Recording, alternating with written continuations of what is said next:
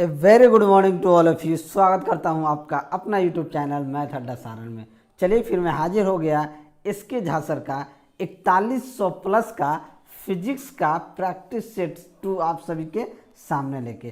तो चलिए, अगर आप हमारे चैनल पर नए हैं तो चैनल को सब्सक्राइब कर लीजिए और साथ ही साथ बेल आइकन को प्रेस कर लीजिए ताकि हम कोई भी वीडियो अपलोड करें उसका सीधे नोटिफिकेशन आप तक पहुंचता रहे। और हमारे वीडियो को लाइक करें, शेयर करें और व्यूज दें ताकि मैं भी खुद मोटिवेट होकर आने वाले दिनों में ऐसे ही वीडियो आप सभी के सामने लेके आ सकूं। तो चलिए, अगर आप हमारे चैनल पर नए हैं तो चैनल को सब्सक्राइब कर लीजिए और टेलीग्राम चैनल से नहीं जुड़े हैं तो लिंक आपको डिस्क्रिप्शन में मिल जाएगा, वहां से आप टेलीग्राम चैनल से जुड़ जाइए क्योंकि इन सभी का PDF मैं वहीं पे प्रोवाइड करता हूं। तो चलिए, बिना टाइम वेस्ट किए क्लास को शुरू करते हैं। तो आज का पहला क्वेश्चन देखते हैं। कल हमने 44 तक क्वेश्चन किया था, आज ये 45 से करने वाले हैं। तो क्वेश्चन नंबर 45 कहता है कि एक मीनार की चोटी से फेंका गया पत्थर 4 सेकेंड में पृथ्वी पर पहुंचता है तो मीनार की ऊंचाई क्या होगी। यहाँ पे समय कितना दिया है हमारे पास, 4 सेकेंड। ठीक है, मीनार की ऊंचाई पूछ रहा है तो फॉर्मूला क्या लगाएंगे, S बराबर UT plus half AT square. अब देखिए, इनिशियल U क्या है, यहाँ पे 0 है। जब U 0 है तो इसको 0 कर देगा तो हाफ GT स्क्वायर क्या हो जाएगा। ये जब फेंका जाता है ऊपर से नीचे जब गिरता है तो यहाँ हम क्या वैल्यू यूज करते हैं, GT का, हाफ GT स्क्वायर। ठीक है, तो 1/2 G का मान क्या होता है, 10 होता है। तो 10, T दिया है 4 तो 4 का स्क्वायर क्या हो जाएगा, 16, 2 5 10, 16 5 80, यानी इसकी कितने मीटर ऊंचाई होगी, तो 80 मीटर ऊंचाई हो जाएगी। तो ऑप्शन ए क्या हो जाएगा, सही आंसर हो जाएगा। ठीक है, चलिए अगला क्वेश्चन देखते हैं। अगला क्वेश्चन कह रहा है कि किसी गेंद को 5 मीटर पर सेकेंड के वेग से 19.6 मीटर की ऊंची इमारत की छत से अनुप्रस्थ प्रक्षेपित किया जाता है तो वह गेंद धरातल पर पहुंचने में कितना समय लेगा। सेम फॉर्मूला है, S बराबर UT plus half GT square. यहाँ पे भी U 0 होगा तो इसको 0 कर देगा तो हाफ GT, G का वैल्यू हमारे पास ऑलरेडी यहाँ दिया है 9.8 और आपका T कितना थी, क्या नाम है, T का वैल्यू निकालना है तो यहाँ से T स्क्वायर रहेगा और S का वैल्यू कितना दिया है 19.6 तो यहाँ 19.6 लिख दीजिए। अब देखिए 9.8 से 19.6 कितना बार में कट जाएगा, तो ये कितना बार में कट जाएगा, 2 बार में कट जाएगा। ठीक है, और ये नीचे 2 इधर जाके गुना हो जाएगा तो T स्क्वायर का मान क्या हो जाएगा, 4, तो T का मान क्या हो जाएगा, 2 सेकेंड, यानी कितना समय लगेगा, मात्र 2 सेकेंड लगेगा। तो ऑप्शन डी क्या हो जाएगा, आपका सही आंसर हो जाएगा। चलिए अगला क्वेश्चन देखते हैं कि एक पत्थर एक भवन की छत से छोड़ने पर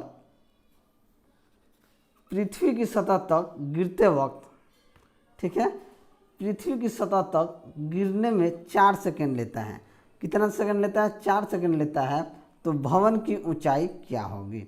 अब देखिए, यहाँ पे भी हम फॉर्मूला क्या लगाएंगे, ऊंचाई की बात की गई है तो S बराबर UT plus half GT square और यहाँ पे इनिशियल वेलोसिटी क्या है, 0 है तो फिर इसको 0 कर देगा।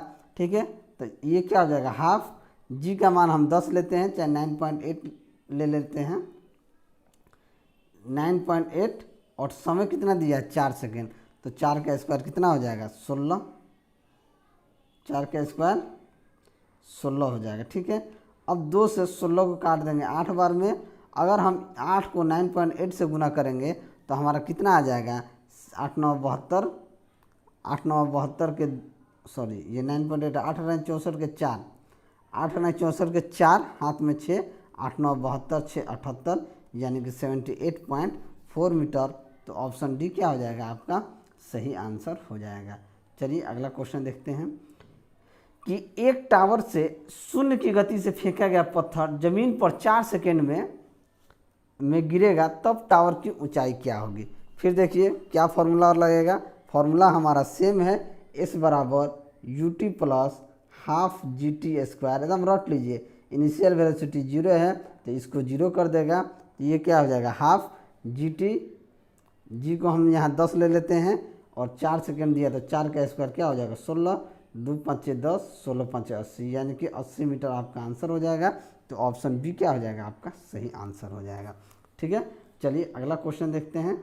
अगला क्वेश्चन है कि एक पिंड को एक मीनार से शून्य वेग के साथ नीचे गिराया जाता है। यदि 4 सेकंड बाद वह धरातल पर पहुंचता है तो मीनार की ऊंचाई ज्ञात कीजिए। फिर वही लगाएंगे, एस बराबर U T plus half G T square, S बराबर U T plus half G T square. Initial velocity 0 है, u 0 हो जाएगा तो ये 0 हो जाएगा। हाफ जी टी स्क्वायर 10 लेते हैं, टी का स्क्वायर क्या हो जाएगा 4 चौके 16, 2 5 10, 16 5 80 मीटर, यानी इसका भी मान 80 मीटर आ गया। तो ऑप्शन ए क्या हो जाएगा सही आंसर हो जाएगा। चलिए अगला क्वेश्चन देखते हैं। देखिए वीडियो अगर आपको अच्छा लगे तो लाइक आप ज़रूर करें, ठीक है, इसमें कंजूसी ना करें, इससे मुझे मोटिवेशन मिलेगा। ठीक है, और मैं आने वाले दिनों में और वीडियो आप सभी के सामने लेके आऊँगा। चलिए नेक्स्ट, एक ऊंची इमारत के शीर्ष से एक गेंद 9.8 मीटर पर सेकेंड स्क्वायर के समान त्वरण से गिराई जाती है। 3 सेकंड पश्चात उसका वेग कितना होगा, यानी 3 सेकंड के बाद उसका वेग क्या होगा। अब देखिए यहाँ पे भी इनिशियल वेलोसिटी यू क्या है 0 है, जी क्या है 9.8 ले लेंगे, टी हमारे पास 3 सेकंड दिया है, तो वी पूछ रहा है कि उसका वेग क्या हो जाएगा। वी बराबर क्या होता है यू प्लस ए टी होता है, लेकिन यहाँ जी का लगाएंगे, वी बराबर यू प्लस जी टी। ठीक है, तो v बराबर इनिशियल वेलोसिटी 0 है तो g इंटू टी हो जाएगा, यानी कि 9.8 गुना 3 यानी कि 29.4 मीटर पर सेकेंड हो जाएगा। तो ऑप्शन सी क्या हो जाएगा आपका सही आंसर हो जाएगा। चलिए अगला क्वेश्चन देखते हैं कि किसी प्रक्षेप का प्रक्षेप वर्ग या पथ क्या होता है। तो किसी प्रक्षेप का प्रक्षेप वर्ग पथ क्या होता है, ये आपका परवलय होता है। क्या होता है, परवलय होता है। तो ऑप्शन बी क्या हो जाएगा आपका सही आंसर हो जाएगा।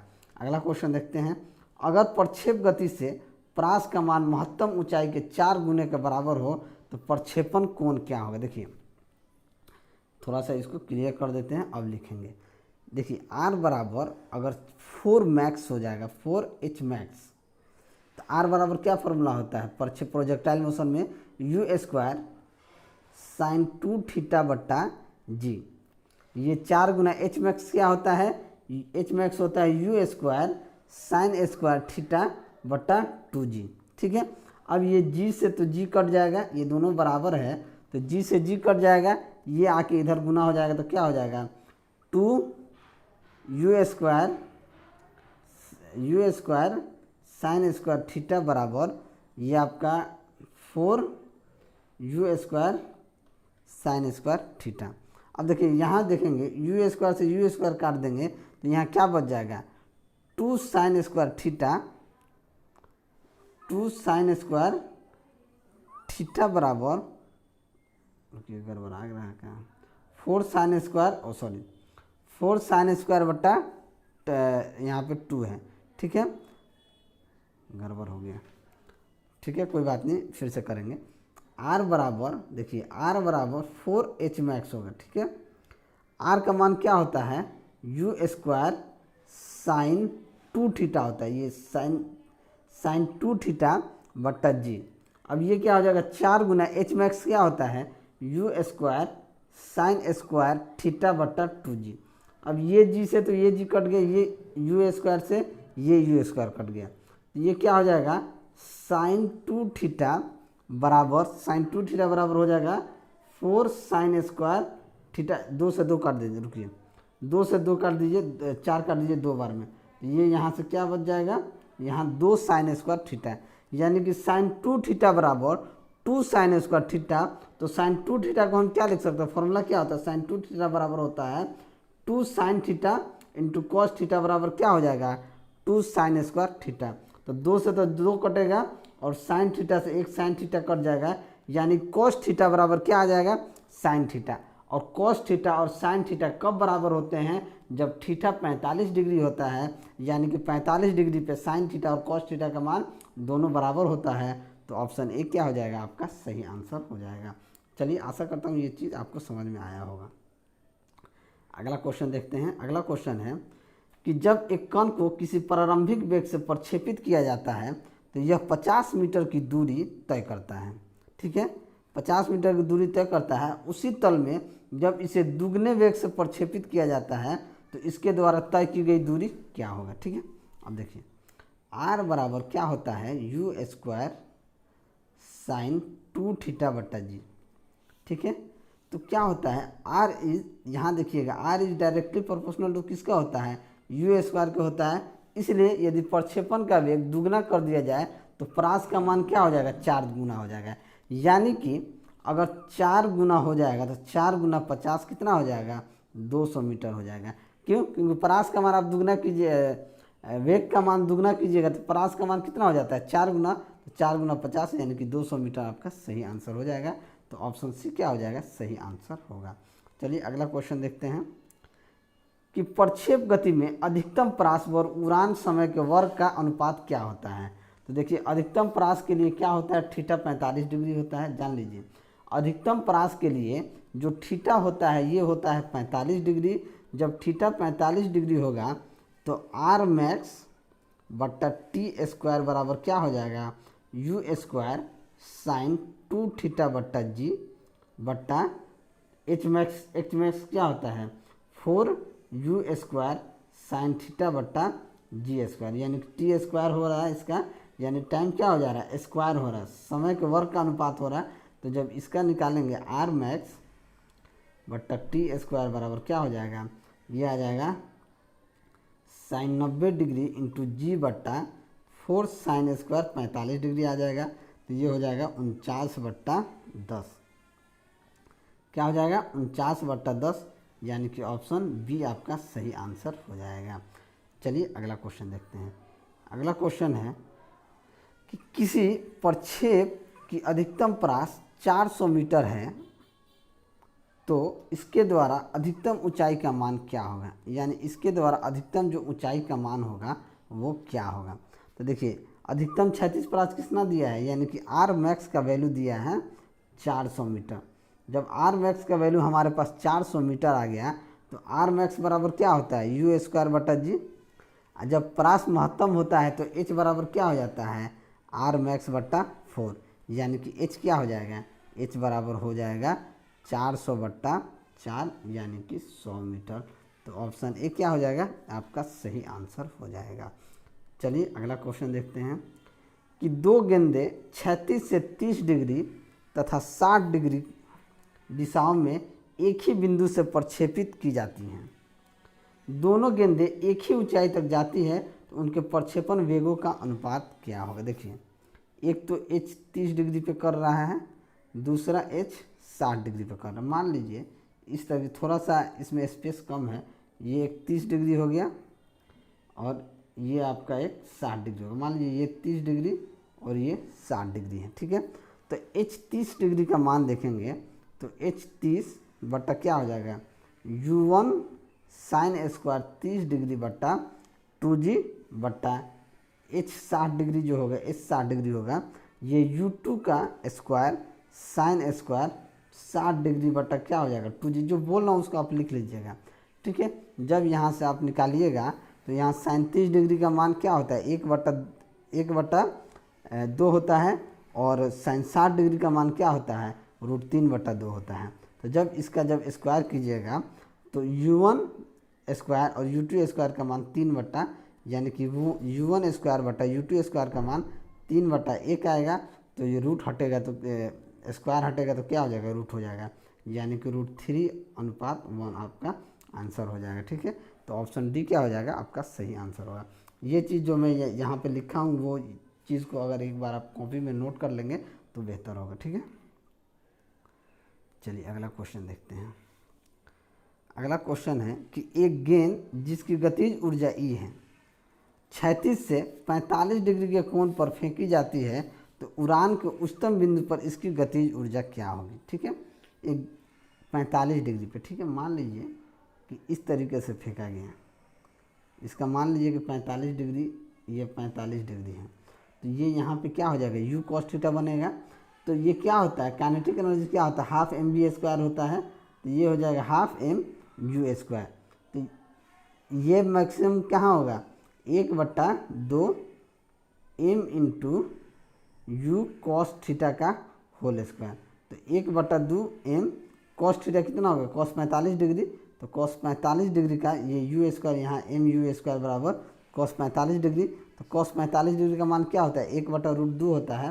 तो 1/2 1/2 क्या हो जाएगा 1/2 गुना 1/2 एम यू स्क्वायर, ये हो जाएगा 1/2 ई हो जाएगा, यानी कि E/2। तो ऑप्शन सी क्या हो जाएगा आपका सही आंसर हो जाएगा। अगला क्वेश्चन देखते हैं कि एक प्रक्षेप की 36 से 45 डिग्री के कोण पर प्रक्षेपित किया गया है। तो प्रक्षेप बिंदु से देखने से प्रक्षेप के उच्चतम बिंदु पर उसका उन्नयन कोण क्या होगा। उन्नयन कोण क्या होगा देखिए, फिर हम क्या करेंगे, h बराबर क्या होगा, h बराबर क्या होता है you square sine square 45 degree बट्टा 2g, क्योंकि इसे 45 डिग्री पर प्रक्षेप किया जाता है। मान लीजिए इसे 45 डिग्री पर प्रक्षेप किया गया, ठीक है, ये इस तरीके से है। तो यहाँ से इसका यही प्रक्षेपित जो अगर ये मैक्सिमम होगा तो h तो यही होगा हमारा, h यही होगा। तो बस h बराबर यू स्क्वायर साइन स्क्वायर 45 बटा 2g, यानी कि यहाँ से यू स्क्वायर बटा साइन 45 डिग्री का मान क्या होता है 1/√2। तो 1/√2 क्या हो जाएगा 4 हो जाएगा। तो ये आपका यू स्क्वायर बाई 4 जो हो गया। अगर यहाँ से r निकालेंगे तो r हो जाएगा यू स्क्वायर साइन 90 डिग्री बटा g। साइन 90 डिग्री का मान क्या होता है 1 होता है। तो यू स्क्वायर बटा g ये हो जाएगा। अब यहाँ से r/2 कर देंगे, यानी कि r/2 बराबर यू स्क्वायर बटा 2g हो जाएगा। तो यहाँ से tan अल्फ़ा का अगर आप मान निकालिएगा, मान लीजिए ये जो एंगल होगा ये क्या होगा tan, इस एंगल को अगर पूरा एंगल को आप अल्फ़ा मानते हैं तो इस अल्फ़ा का मान निकालिएगा तो h/r/2 होगा। तो यहाँ से tan इन्वर्स 1/2 आपका, इसको आप निकाल लीजिएगा, ठीक है। इसका आंसर tan इन्वर्स 1/2 आएगा। चलिए अगला क्वेश्चन देखते हैं कि दो वस्तुओं को समान वेग से प्रक्षेपित किया जाता है। यदि एक वस्तु को 36 से 30 डिग्री के कोण पर तथा अन्य को 36 से 60 डिग्री के कोण पर प्रक्षेपित किया जाता है तो उनकी अधिकतम ऊंचाई का अनुपात क्या होगा। ठीक है, यानी दो वस्तुओं को समान वेग से प्रक्षेपित किया जाता है। चूँकि क्या होता है h बराबर होता है you square sine square theta बट्टा 2g। अगर यहाँ से h1 बट्टा h2 अगर हम लें, अधिकतम ऊंचाई का अनुपात लें, तो ये क्या हो जाएगा साइन स्क्वायर थीटा 1 बट्टा साइन स्क्वायर थीटा, यानी कि साइन स्क्वायर 30 डिग्री और साइन स्क्वायर 60 डिग्री लेंगे तो साइन 30 डिग्री का मान क्या होता है 1/2 होता है। वहाँ से ले लेंगे साइन स्क्वायर 30 डिग्री, यहाँ अगर 30 डिग्री होगा तो साइन 30 डिग्री का मान क्या होता है 1/√2, यानी कि इसका स्क्वायर, और ये नीचे क्या हो जाएगा साइन स्क्वायर 60, साइन स्क्वायर 60 का मान क्या होता है √3/2 का होल स्क्वायर। तो ये आ जाएगा 1/4 बटा 3/4, 4 कट जाएगा, यानी कि 1/3 आपका सही आंसर हो जाएगा। तो ऑप्शन बी क्या हो जाएगा आपका सही आंसर होगा। चलिए अगला क्वेश्चन देखते हैं। अगला क्वेश्चन क्या है, चलिए अगला क्वेश्चन है कि चिमटा फायर टोंग्स किस प्रकार के उत्तोलक का उदाहरण होता है। जो चिमटा होता है वो किस प्रकार का उदाहरण होता है, तो चिमटा जो है वो कैसा उदाहरण है, तो तृतीय प्रकार का होता है। क्या होता है, प्रथम प्रकार, द्वितीय प्रकार, तृतीय प्रकार का होता है।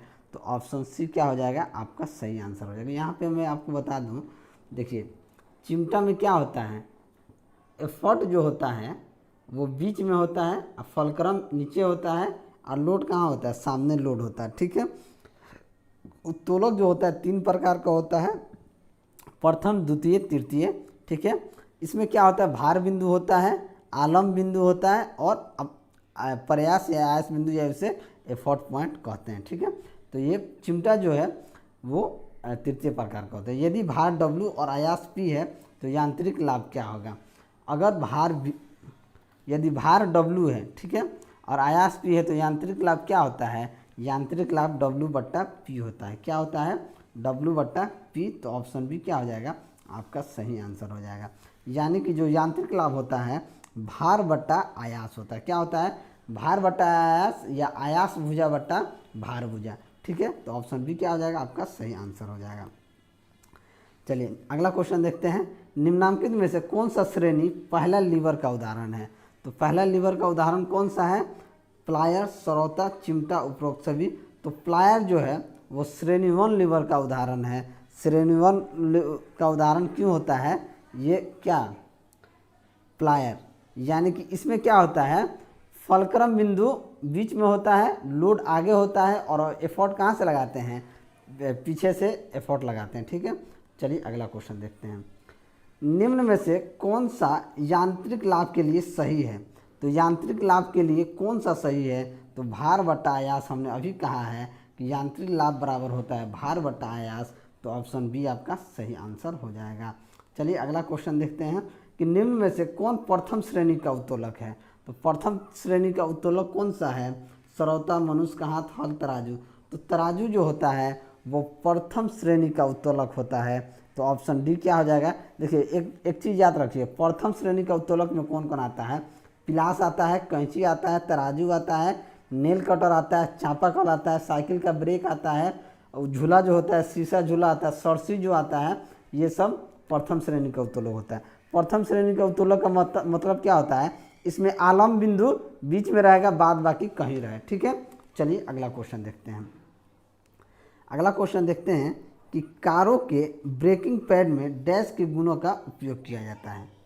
कारों के ब्रेकिंग पैड में जो होता है वो किसका घर्षण का सकारात्मक प्रभाव का गुण होता है? तो ऑप्शन डी क्या हो जाएगा? आपका सही आंसर हो जाएगा। ठीक है, अगला क्वेश्चन है कि निम्नलिखित में से कौन सी भौतिक इकाई एक वस्तु की स्थिर या एक समान गतिशील स्थिति को बदलती है या बदलने का प्रयास करती है? तो बल जो है किसी भी वस्तु को बदल सकती है। अगर मान लीजिए यहाँ पे कोई वस्तु रखा है, यहाँ बल लगाइएगा तो ये यहाँ आ सकता है, तो ऑप्शन सी बल आपका सही आंसर हो जाएगा। चलिए अगला क्वेश्चन देखते हैं। निम्नलिखित में से कौन सा उदाहरण न्यूटन के गति के विषयक तृतीय नियम की व्याख्या करता है? तो तृतीय नियम क्या कहता है? There is equal and opposite reaction, यानी कि रॉकेट लॉन्च करना ये न्यूटन का तृतीय नियम है, तो ऑप्शन ए ही आपका सही आंसर हो जाएगा। चलिए अगला क्वेश्चन देखते हैं। जब एक नाविक आगे की दिशा में कूदता है तब नाव पीछे की तरफ हट जाती है, यह न्यूटन का कौन नियम कहलाता है? तो ये नियम भी क्या कहलाता है? गति का तीसरा नियम, यानी न्यूटन का तीसरा नियम कहलाता है कि जब there is equal and opposite, जैसे आप आगे बढ़िएगा नाव पीछे खिसक जाएगा, तो ऑप्शन सी यानी गति का तीसरा नियम। रॉकेट लॉन्चिंग में कौन से नियम पर आधारित होता है? तो रॉकेट लॉन्चिंग जो होता है वो न्यूटन के गति का तृतीय नियम का उदाहरण है, अभी हमने बताया है, तो ऑप्शन ए क्या हो जाएगा? आपका सही आंसर हो जाएगा। अगला क्वेश्चन देखिए। एक ऊंची छलांग लगाने वाला व्यक्ति छलांग से पहले कुछ समय तक दौड़ता है ताकि डैश का जरूरत उसे लंबी छलांग लेने में मदद कर सके। तो ये क्या होता है? गति का जो जरूरत होता है वो आपको उसे लंबी छलांग लेने में मदद कर सके, तो ऑप्शन डी क्या हो जाएगा? आपका सही आंसर हो जाएगा। ठीक है, अविचलित वस्तुओं के आराम में रहने या समान वेग के चलने की प्रवृत्ति को क्या कहते हैं? तो इस प्रवृत्ति को क्या कहते हैं? जड़त्व कहते हैं, तो ऑप्शन बी क्या हो जाएगा? सही आंसर हो जाएगा। अगला क्वेश्चन देखते हैं। जड़त्व यानी इनर्शिया का नियम किसके द्वारा प्रतिपादित किया गया था? तो इनर्शिया का जो नियम था सर आइजैक न्यूटन द्वारा प्रतिपादित किया गया था, तो ऑप्शन ए क्या हो जाएगा? आपका सही आंसर हो जाएगा। अगला क्वेश्चन देखते हैं कि जब बंदूक से गोली छोड़ी जाती है तो बंदूक विपरीत दिशा में धक्का देता है, यह न्यूटन के किस नियम का उदाहरण है? तो ये भी न्यूटन का तीसरा नियम का उदाहरण है। किसका है? न्यूटन का तीसरा नियम का, कि क्रिया के बराबर प्रतिक्रिया होना, तो ऑप्शन बी क्या हो जाएगा? सही आंसर हो जाएगा। अगला क्वेश्चन देखते हैं। खींचने का उदाहरण क्या है?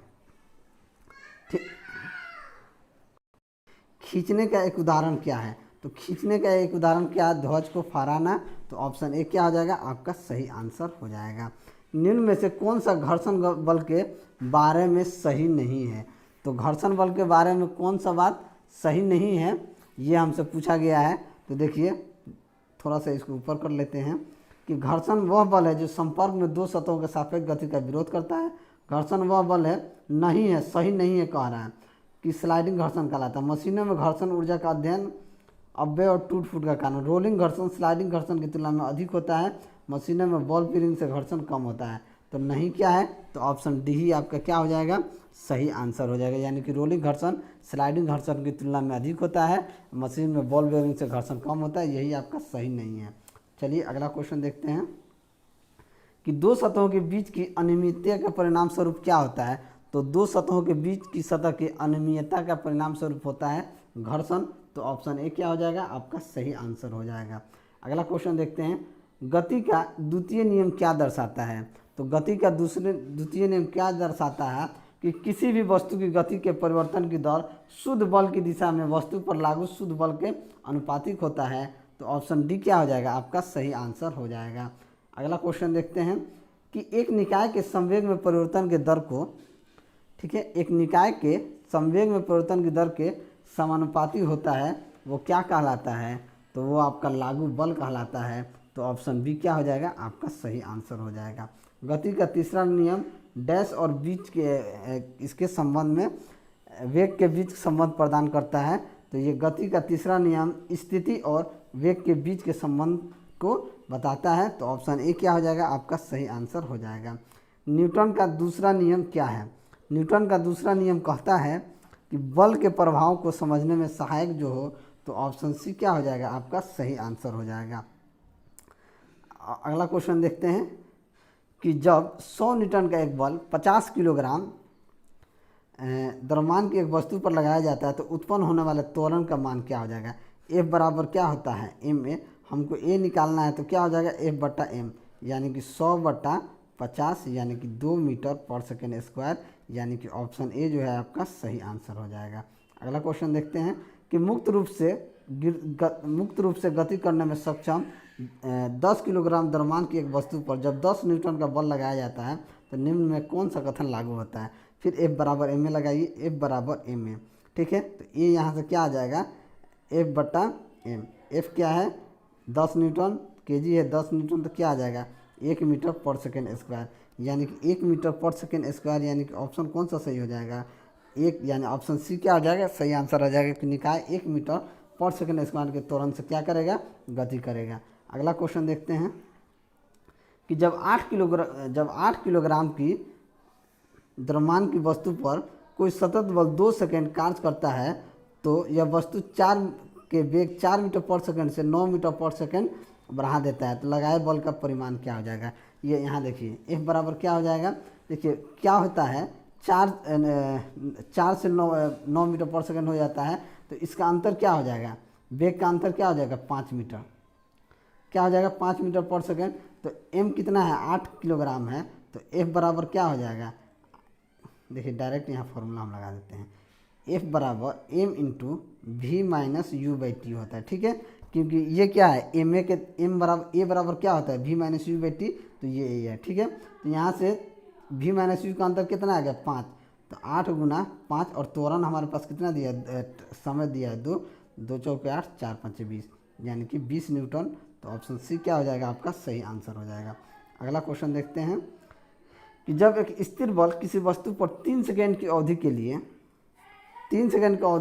8 किलोग्राम के द्रव्यमान के साथ कार्य करता है तो यह वस्तु के वेग को 4 मीटर पर सेकेंड से 6 मीटर पर सेकेंड तक बढ़ा देता है, ठीक है। तो प्रयुक्त बल की गुरुत्व बताएं, ठीक है, यानी कि F यहाँ पे भी बताना है। अभी हमने क्या फॉर्मूला लगाया था?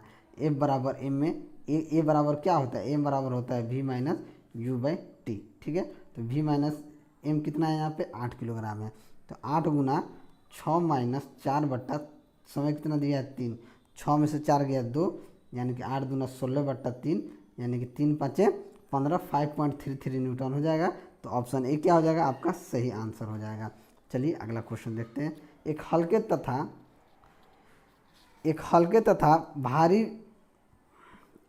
तथा एक भारी पिंड का संवेग समान है तो किसकी गतिज ऊर्जा अधिक होगी?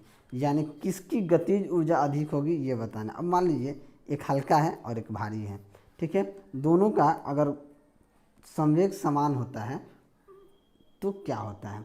तो किसका गतिज ऊर्जा सबसे ज़्यादा? गतिज ऊर्जा बराबर क्या होता है? हाफ mv² होता है, ठीक है। जिसका मास हल्का होगा, मान लीजिए जिसका मास हल्का होगा उसका गतिज ऊर्जा क्या हो जाएगा? अधिक होगा। जिसका एक हल्के तथा एक भारी पिंड का संवेग समान है, किसकी गतिज ऊर्जा अधिक होगी? तो किसकी गतिज ऊर्जा अधिक होगी? तो हल्के पिंड की गतिज ऊर्जा क्या हो जाएगी? अधिक हो जाएगी। तो ऑप्शन ए क्या हो जाएगा? सही आंसर हो जाएगा। तो चलिए आज के लिए इतना ही। अगर मेरा वीडियो आपको अच्छा लगा हो तो वीडियो को लाइक करें, दोस्तों में शेयर करें। अगर आप हमारे चैनल पर नए हैं तो चैनल को सब्सक्राइब करें। मैं ऐसे ही वीडियो लेकर आपके सामने हाजिर होता रहूँगा। चलिए मिलते हैं अगले वीडियो में, तब तक के लिए जय हिंद।